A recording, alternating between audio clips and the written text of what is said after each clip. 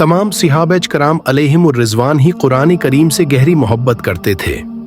कुरान करीम सीखते थे, समझते थे, कुरान करीम की तलावत करते थे, इस पर अमल होता था, क्या करते थे।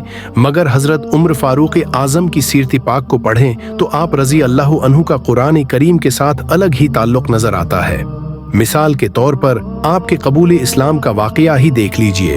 हजरत उमर फारूक आजम रजी अल्लाह अन्हु ने इस्लाम कबूल नहीं किया था।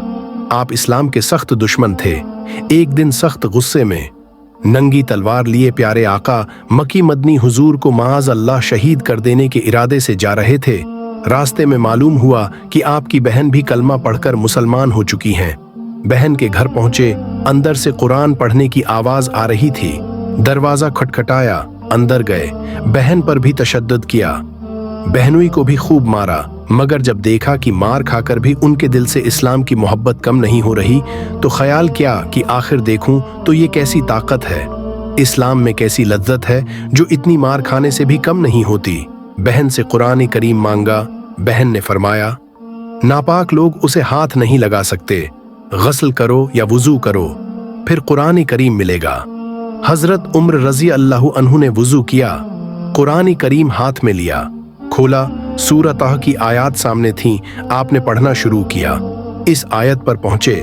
मैं बस यहीं तक पढ़ा था कि कुरान करीम ने अपना असर दिखा दिया। हजरत उम्र फारूक आजम रज़िया अल्लाहु अन्हु का दिल पिघल गया। दिल में नूरी ईमान पैदा हुआ। बारगाह रिसालत में हाजिर हुए, कलमा पढ़ा और साथ ही मुसलमानों ने इस जोर से नारा तकबीर लगाया कि हर में काबा तक इसकी गूंज जा पहुंची। यूं हजरत उम्र फारूक आजम रज़ी अल्लाहु अन्हु दायरा इस्लाम में दाखिल हो गए।